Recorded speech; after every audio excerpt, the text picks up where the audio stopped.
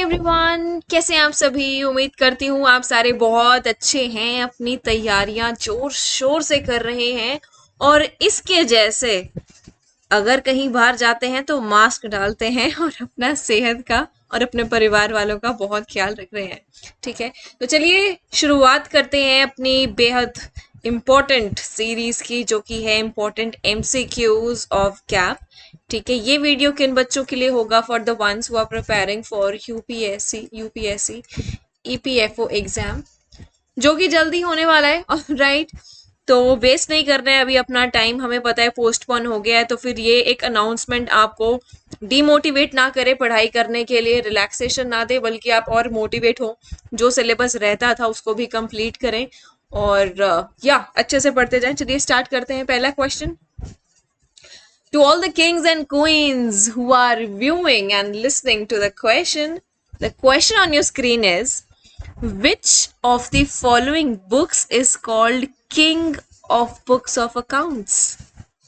अच्छा, ये question number 86 है। ये मत बोलना कि अभी मैम अभी वीडियो स्टार्ट हुई है और 86 से कैसे। जो पुरानी सीरीज हो चुकी है मात्र हमने 85 क्वेश्चंस कर लिए हैं, बहुत इंपॉर्टेंट किए हैं। और सिर्फ ये नहीं कि क्वेश्चन है ये आंसर है, ये क्वेश्चन है ये आंसर है, ऐसे नहीं हमने कॉन्सेप्ट फॉलो किया। हमने क्वेश्चन को समझा, उसके चारों ऑप्शंस को समझा है एंड देन हमने आंसर फाइंड आउट किया है। और साथ के साथ मैंने आपको अप्रोच भी बताई है कई क्वेश्चंस में कि हम आंसर कैसे निकालते हैं। तो चलिए अभी के लिए इस क्वेश्चन पे ध्यान दीजिए। Question number 86 on your screen and you are having time of 10 seconds.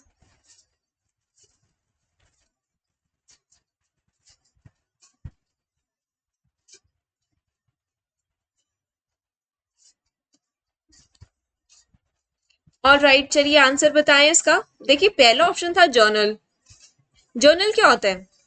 जहां मैं सबसे पहले एक एंट्री पास ऑन करता हूं।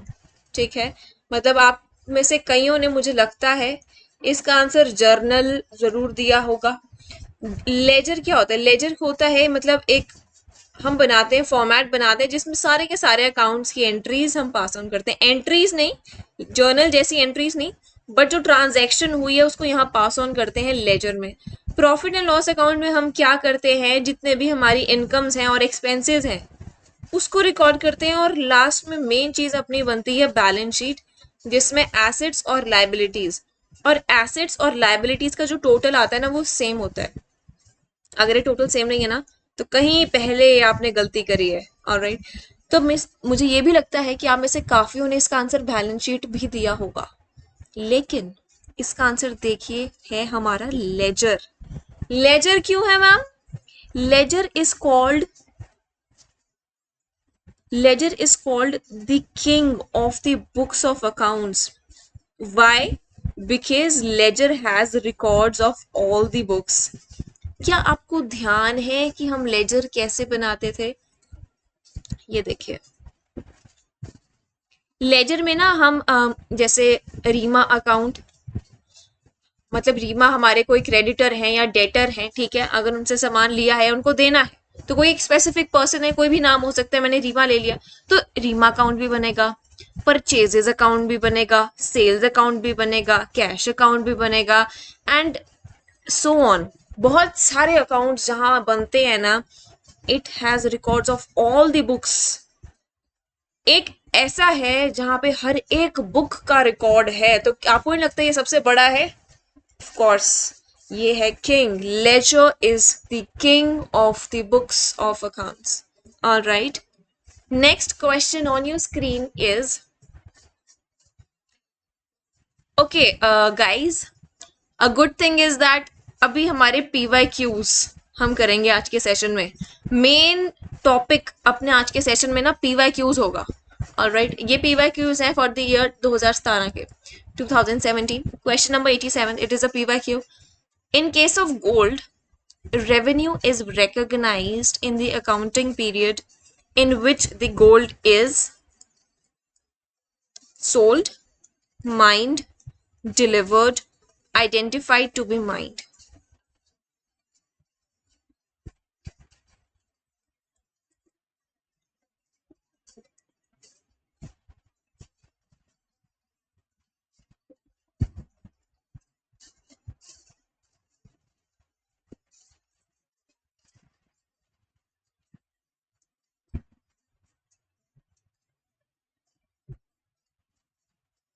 शैल we view the answer of this question? I hope आप में से काफियों ने ठीक जवाब दिया होगा, और नहीं भी है कोई दिक्कत नहीं है। इसका आंसर देखिए, it is B, mined. In case of gold, अच्छा मुझे बताएं गोल्ड कहाँ मिलता है? अब ये मत कहना कि एज अ कंज्यूमर हमें शॉप में मिलता है। आप यहाँ पे एक प्रोड्यूसर हैं, एक बिजनेसमैन है, एक बिजनेसमैन को गोल्ड कहाँ मिलेगा? गोल्ड सोने की खानों में। सोने की खान क्या होती है? Gold mines. ठीक है, अब देखिए in case of gold, revenue is recognised. आप एक बिजनेसमैन हैं जो सोने में व्यापार करते हैं, रेवेन्यू कब रिकॉग्नाइज होगा आपका? In the accounting period in which the gold what. ठीक है, मतलब गोल्ड के व्यापारी हैं, रेवेन्यू कब मानेंगे कि हाँ मेरा रेवेन्यू मेरे हाथ में आ चुका है? क्या उस सिचुएशन में जब आप उस चीज को बेच देंगे? गोल्ड है मेरे पास, मैंने उसका नेकलेस बनाया और मैंने उसको बेच दिया, अब मेरा पैसा आया, क्या मैं इसको रेवेन्यू मानूं? कि जब मैंने माइनिंग करी, जब गोल्ड निकालना शुरू किया, क्या उस चीज को मैं रेवेन्यू मानूं? कि जब मैंने डिलीवर कर दिया गोल्ड, मतलब अगेन मैंने उसको बेच दिया, तब मानूं? या आइडेंटिफाइड टू बी माइन, मतलब आपने देख लिया कि हाँ इस जगह हो सकता है गोल्ड, ये है सोने की खान, इस जगह हो सकता है, आप आइडेंटिफाई करते हैं कि हाँ यहाँ पे हो सकती है, लेकिन अभी मिला नहीं है मुझे। ये है चौथा केस। जब आपने देखा, आपने उसको माइन कर लिया ना, गोल्ड को आपके हाथ में आ गया, जरूरी नहीं है कि बेचा है आपने। ध्यान से सुनिए, अभी जरूरी नहीं है आपने उसको बेचा है। आपने रेवेन्यू रिकॉग्निशन कॉन्सेप्ट सुना है? हाँ जी मैम, हमने सुना है। ये बोलता है कि आप एक रेवेन्यू तब रियलाइज करें जब आपके पास वो हो, जब वो अकर हो जाए, जब वो एक्रू हो जाए। जरूरी नहीं है पैसा आया हो, जब वो एक्रू हो जाए आपने उसको रेवेन्यू मान लेना है। अब आपके हाथ में गोल्ड आ गया तो वो एक ना एक दिन तो बिक ही जाएगा ना, उसको अपने साथ थोड़ी लेके जाएंगे, तो बेचना ही है। तो जब वो माइन हो गया उसको आपने एज अ रेवेन्यू ट्रीट कर दिया, जरूरी नहीं है कि वो बेचा जाए। ठीक है, चलिए, क्योंकि एक ना एक दिन तो बेचा जाएगा ना। और next question on your screen, question number 88। As per the traditional approach, the expense to be matched with revenue is based on original cost, opportunity cost, replacement cost, and cash cost.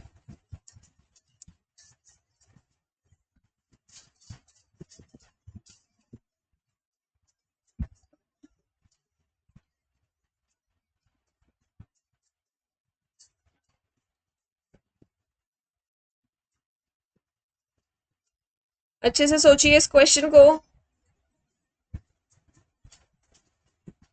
चलिए इसका answer अभी आपको बता देती हूँ। The answer of this question is original cost. Traditional approach ये बोलता है कि आपके ईयर में ना कुछ एक्सपेंसेस होंगे और कुछ रेवेन्यू होगा, तो ये जो मैच करेगा ना, as per the matching concept, ये किस वैल्यू पे होना चाहिए? ओरिजिनल कॉस्ट, जो आपने ओरिजिनली उसको परचेज, मतलब कोई जिस कॉस्ट पे खर्चा किया या जिस कॉस्ट पे आपको इनकम आई है, जो इनकम आई है जो ओरिजिनल है, उस पे आप उसको मैच करते हैं। पहली बात क्लियर है। अब सवाल उठता है कि अपॉर्चुनिटी कॉस्ट क्या होती है? Good question. Now what is opportunity cost? ये देखिए, it is, hold on, opportunity cost, it is the cost of availing next best alternative। Ma'am ये क्या लिख दिया, हमें बिल्कुल समझ में नहीं आया, कोई बात नहीं, समझाने के लिए बैठे हैं हम। आप देखो कि आपको ना कोई भी एक पर्टिकुलर प्रोडक्ट बहुत पसंद आया, उसकी वैल्यू थी, मतलब ये आपको सबसे ज्यादा पसंद आई ये चीज, सेकंड नंबर पे ना आपको ये प्रोडक्ट पसंद है, मतलब पहली प्रेफरेंस किसके लिए है? इस प्रोडक्ट के लिए। फॉर एग्जाम्पल चलिए मैं फोन्स की बात करती हूँ, ये है आईफोन, ये आईफोन है आपका, और ये दूसरे नंबर पे है वन प्लस। फर्स्ट प्रेफरेंस है आईफोन की, सेकंड प्रेफरेंस है वन प्लस की। आपके पास पैसे थे, आपने आईफोन ले लिया, तो जो नेक्स्ट बेस्ट ऑल्टरनेटिव है ना, क्या आपने, मुझे बताना, क्या आपने इस नेक्स्ट बेस्ट ऑल्टरनेटिव को त्याग कर दिया? हाँ मैम, इसका हमने त्याग कर दिया। We have forgone this. जो चीज आपने त्याग करी है ना, this is your opportunity cost. Are we clear with this? अगला देखिए, now what is replacement cost. अब रिप्लेसमेंट कॉस्ट क्या है अपनी, इसको भी देखते हैं। अब ना हमारा कोई एसेट होता है, देखो बिजनेस में कितने ही एसेट्स होते हैं हमारे पास, है ना। अब जब उस एसेट को मुझे रिप्लेस करना हो दूसरे एसेट से, है ना, तो जो मेरी तब कॉस्ट लगती है ना रिप्लेसमेंट करने की उस एसेट को, दैट इज रिप्लेसमेंट कॉस्ट। देखो नाम से क्लियर है, अपॉर्चुनिटी, रिप्लेसमेंट और कैश कॉस्ट। अच्छा, कैश कॉस्ट वो होती है जो जैसे हमको कैश वो करवाना पड़ता है, कन्वर्ट करवाना पड़ता है कभी कभी, तो उस चीज के लिए अलग अलग करेंसीज में, मतलब तो उस चीज के लिए जो कॉस्ट लगती है दैट इज कैश कॉस्ट। तो क्वेश्चन ना बहुत ही इजी था, ना इसका आंसर अपॉर्चुनिटी था, ना रिप्लेसमेंट था, ना कैश कॉस्ट था, इसका आंसर था ओरिजिनल कॉस्ट। ये भी आपका पीवाईक्यू है। ऑलराइट, आगे देखिए, एक्सप्लेनेशन देखिए। द मैचिंग प्रिंसिपल है ये। It is an accounting principle which states that there shall be a match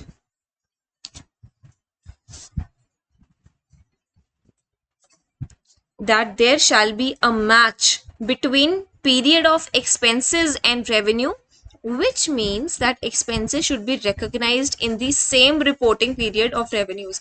जिस साल आपका एक चीज के रिलेटेड खर्चा हुआ है ना, उसी साल आपने रिकॉर्ड करना है उस चीज के related income. This is what the matching principle. Are we clear with this? आगे देखिए, as per the traditional approach the expense to be matched with revenue is based on original cost. अभी ठीक है, आगे चलिए। Question number 89, depreciation of fixed assets is an example of capital expenditure, revenue expenditure, deferred revenue expenditure या capital gain।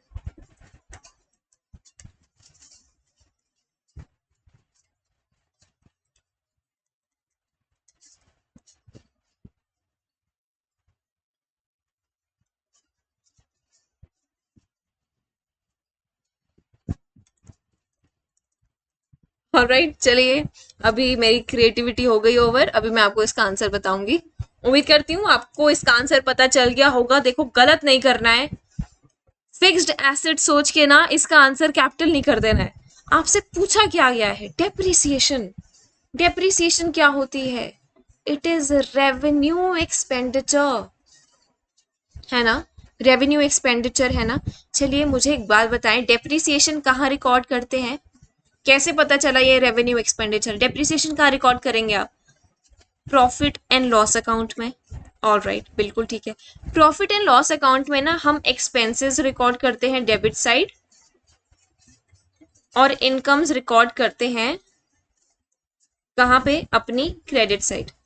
ये debit side होगी, ये credit side होगी। यहाँ पे आता है टू डेप्रिसिएशन, मतलब हर एक वो खर्चा, हर एक वो इनकम जिसका पीरियड एक साल है, 1 ईयर, वो जाएगा प्रॉफिट एंड लॉस में। और जिस खर्चे का और जिस इनकम का पीरियड एक साल है ना, उसको क्या बोलते हैं? रेवेन्यू। रेवेन्यू नेचर का। तो डेप्रिसिएशन जो कि फिक्स्ड एसेट्स पे होती है, ये होता है हमारा रेवेन्यू एक्सपेंडिचर। मैं दोबारा बोल रही हूँ, फिक्स्ड एसेट्स, ये नाम देख के ऐसा ना हो कि आप कैपिटल एक्सपेंडिचर या कैपिटल किसी शब्द को क्लिक कर रहे हैं। डेफर्ड रेवेन्यू एक्सपेंडिचर देखिए, इसका एग्जाम्पल होता है, मैंने पहले भी अपनी वीडियोस में दे रखा है इसका एग्जाम्पल होता है एडवर्टाइजिंग का।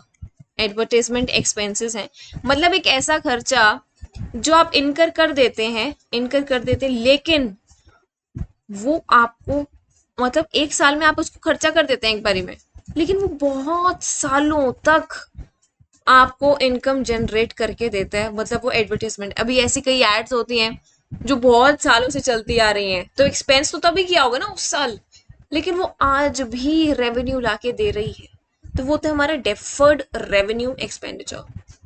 अगला क्वेश्चन देखें। In the context of accounting, the term IFRS stands for, is it A, International Financial Reporting Standards? Is it B, Indian Financial Reporting Standards? C, International Financial Reporting System? Or is it D, Indian Financial Reporting System?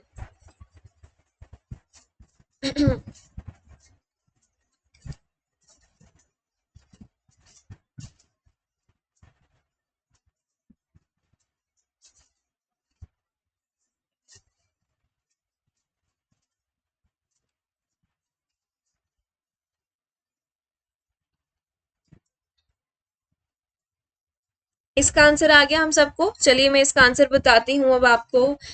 IFRS stands for none other than but international financial reporting standards. देखो IFRS ये India का नहीं है, ये पूरे विश्व का है। अगर पूरे विश्व का है तो इंटरनेशनल, फाइनेंशियल रिपोर्टिंग सब में सेम है, ठीक है। इंटरनेशनल तो जहां इंडियन है उसको काट दो। ये ना हमारे सेट स्टैंडर्ड्स हैं। एक स्टैंडर्ड क्या होता है? एक वो चीज जो हर किसी को फॉलो करना होता है, वही स्टैंडर्ड होता है। एक स्टैंडर्ड सेट ऑफ रूल्स, मतलब वो वैसे रूल्स जो सबको फॉलो करने हैं। तो ये सिस्टम भी नहीं है, तो हमारा बी गलत हो गया, सी गलत हो गया और डी गलत हो गया। हमारे पास ऑप्शन कौन सा बचा? ए। इसका आंसर है इंटरनेशनल फाइनेंशियल रिपोर्टिंग स्टैंडर्ड्स। अब सवाल ये उठता है कि ये होते क्या हैं। ये देखिए, ये ना सेट ऑफ रूल्स हैं, सेट ऑफ स्टैंडर्ड्स हैं जो कि हमें बताए गए हैं, जो कि किसने इशू किए हैं? IASB। ये क्या है? इंटरनेशनल, लिखिए इसको कहीं, ऐसे नहीं पढ़ते रहना। International accounting standards board.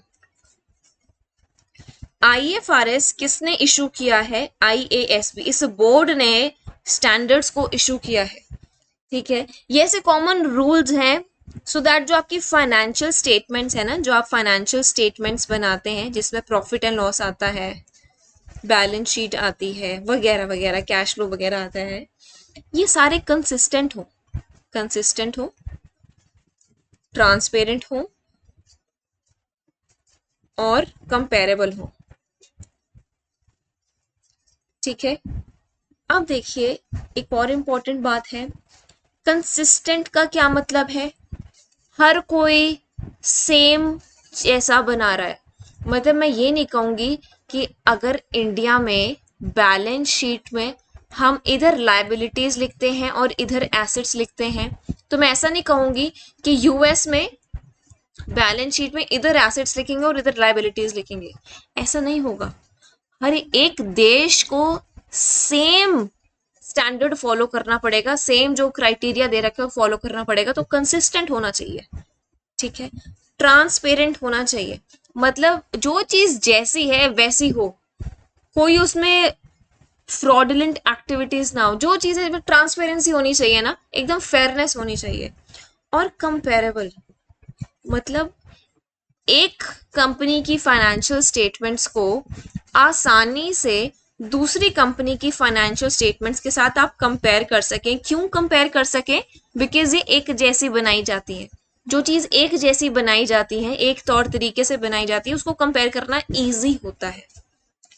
तीसरी चीज देखिए, हमने पहली चीज पढ़ी IFRS को कौन इशू करता है? IASB।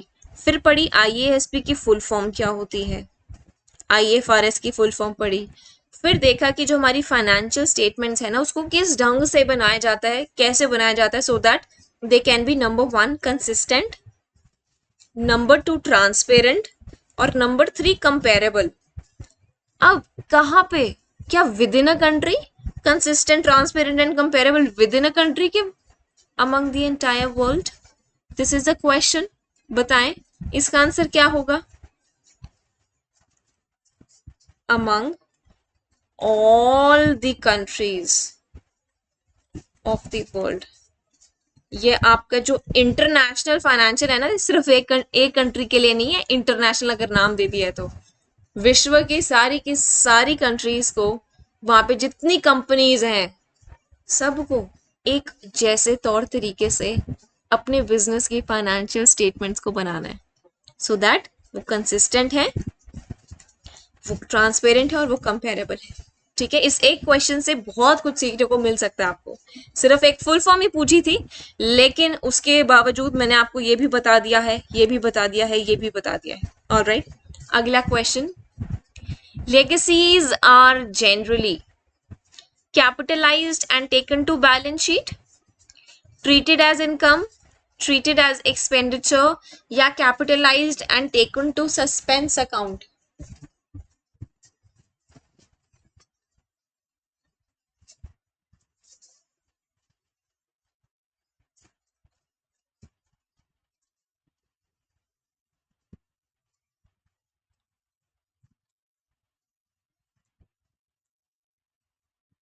चलिए आंसर बताऊं अभी इसका, क्या सबने सॉल्व कर लिया? और राइट, ये देखिए इस क्वेश्चन का आंसर है आपका A, legacies are generally capitalised and taken to balance sheet. All right, मतलब सबसे पहले ना हमें जानने की जरूरत है कि लेगेसीज होती क्या है। ये देखिए, जो चीज हमें विरासत में मिलती है ना, मतलब एक विल में मिलती है, विरासत क्या होती है? विल, उसमें जो मिलती है दैट इज लेगेसी। ये ना इसका डिक्शनरी मीनिंग है एन अमाउंट ऑफ मनी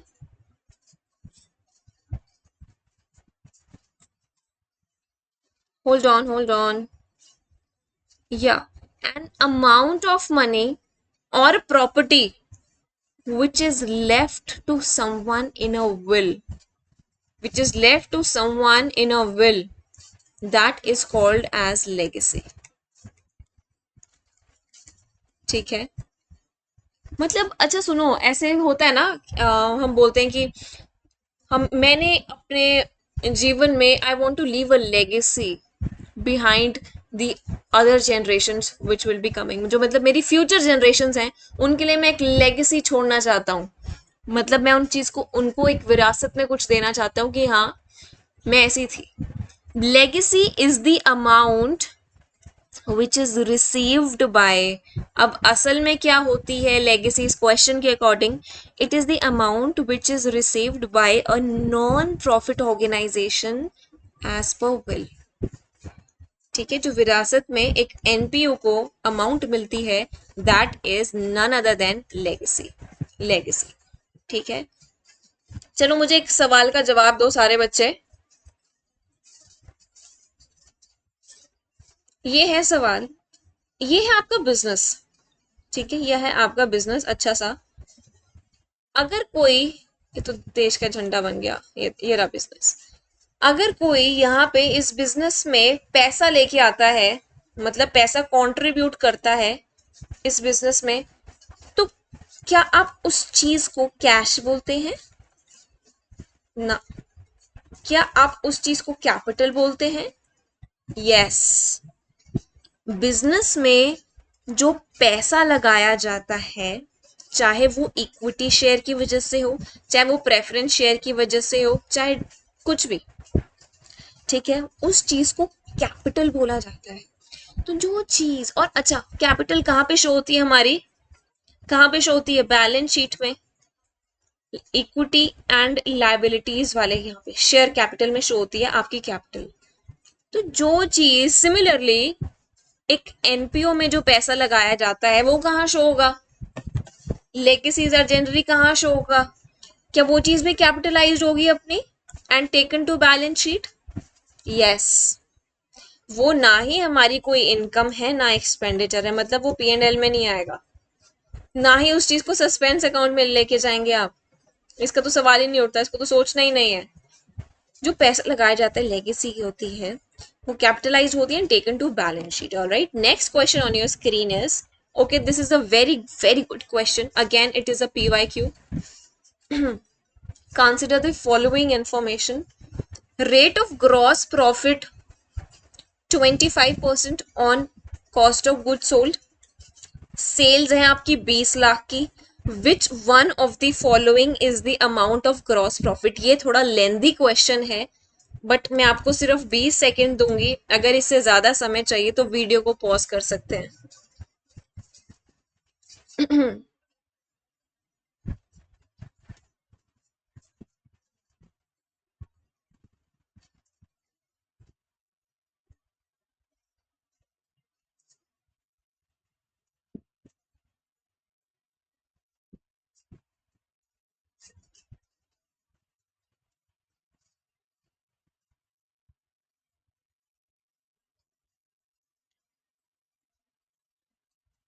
देखो ये ऐसे नहीं समझना कि क्वेश्चन बहुत मुश्किल है, मुझसे नहीं हो रहा। आप एक बार शुरुआत करिए, अपने आप निकल जाएगा। पेपर में भी जब कोई ऐसा क्वेश्चन लगे ना कि नहीं आ रहा मुझे, शुरुआत करना उस क्वेश्चन की और वो कभी ना कभी निकल ही जाएगा। ठीक है, इसका आंसर मैं बताऊं? मुझे पता है आपको और समय चाहिए बट पॉज कर लीजिए वीडियो को, इससे ज्यादा समय मैं नहीं दे सकती आपको। इस क्वेश्चन का आंसर है C, 4 lakh. Consider the following information. आपके पास ग्रॉस प्रॉफिट है कितना? 25% of COGS, cost of goods sold. Sales क्या है अपनी? 20 लाख की। आपको क्या निकालना है? Gross profit. क्या हमें ग्रॉस प्रॉफिट रेशो का फॉर्मूला याद है? मतलब ये वैसे ही आपको बता रही हूँ, इस क्वेश्चन से रिलेटेड नहीं है। GP divided by sales into 100। ठीक है, चलिए इस क्वेश्चन की बात करते हैं। रेट ऑफ ग्रॉस प्रॉफिट कितना है? 25% ऑन COGS।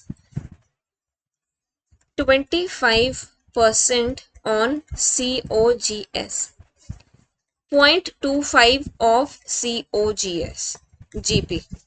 ठीक है, यही बात लिख रखी है क्वेश्चन में। अच्छा मुझे एक बात बताएं, क्या मैं COGS को एक कांस्टेंट मान लूं, x मान लूं COGS को? ठीक है मैं मान लूं, क्या कौन मना कर रहा है? ओके ठीक है जी, मान लेते हैं। Let COGS is equals to x। COGS की अपना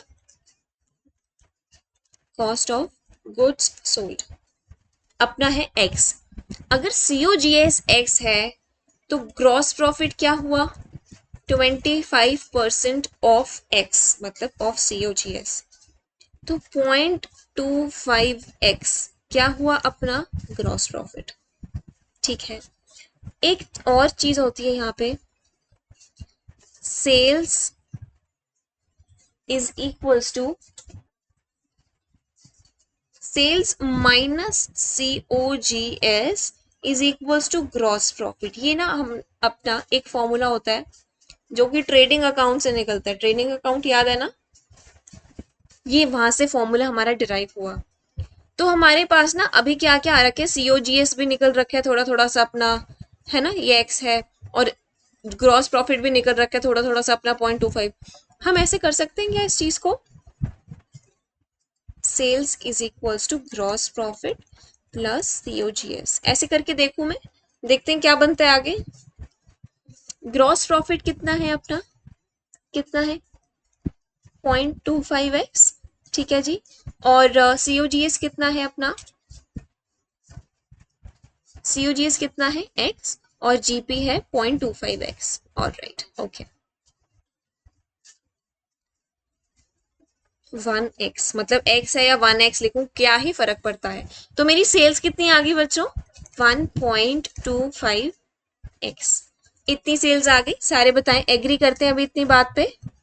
ठीक है मैम, एग्री करते हैं। तो ये तीन चीजें हमारे पास आ गई।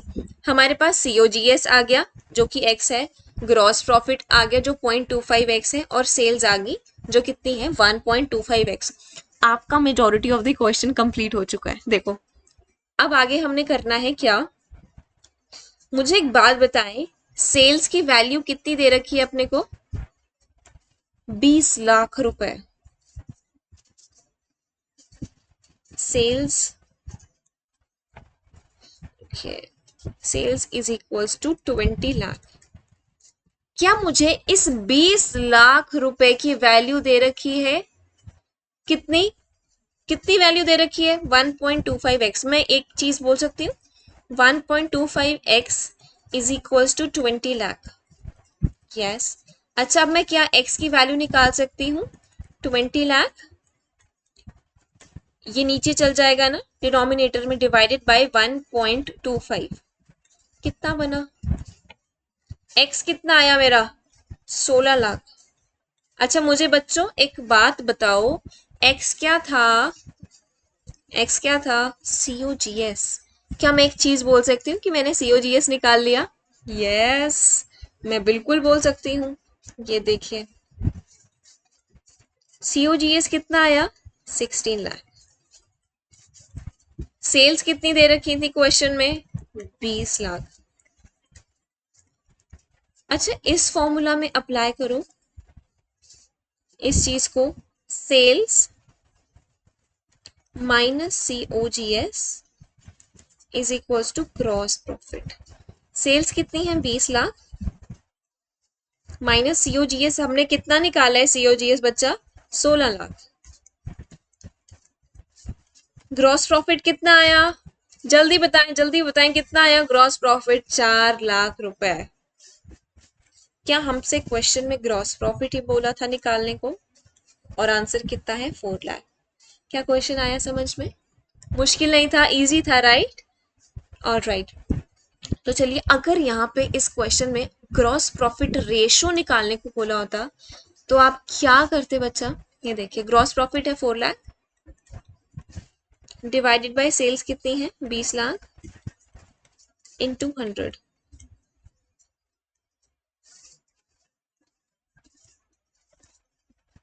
कितनी आती वो? 50%।